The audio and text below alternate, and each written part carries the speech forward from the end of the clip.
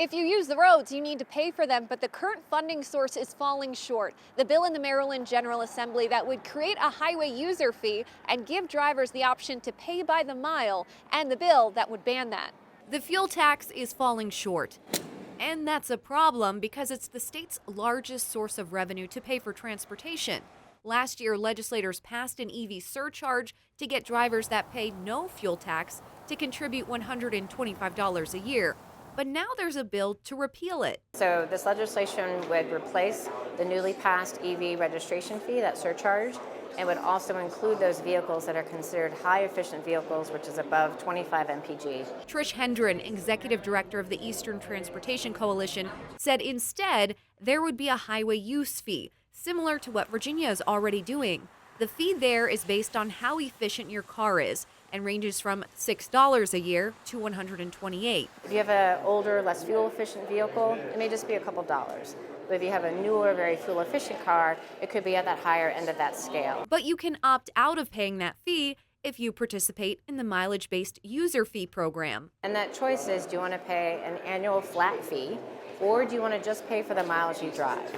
And a lot of people maybe don't drive as much as the average Marylander. And so they're thinking, maybe I'll do that. If I drive less, I'll pay less. Senator Justin Reedy is steadfast in his position on mileage-based fees or taxes. If it was ever enacted, would not be in lieu of a gas tax, but would be on top of.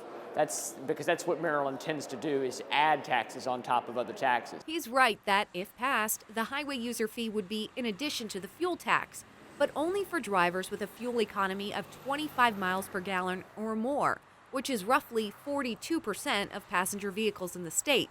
And he's concerned about privacy. Under the program, there would be 4 ways of tracking mileage, one of which being odometer readings with no GPS capabilities. I don't want the government knowing how far I'm driving. I don't think that's any of the government's business. And his bill prohibits the state or any local jurisdiction from imposing a vehicle miles traveled tax.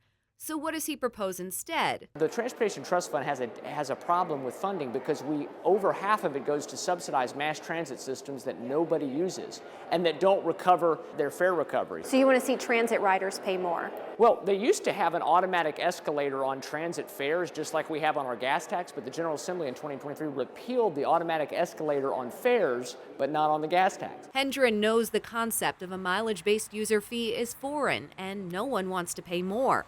But it comes down to use and fairness, and she believes this may be the way forward. I think the end goal is acknowledging that the fuel tax after 100 years is not going to be our sustainable, reliable transportation funding source. So this legislation is a step towards a new way of funding transportation. Hendren and Senator Reedy know these bills may not advance in the General Assembly this year, but they say it's important to have these conversations as funding for transportation becomes more urgent.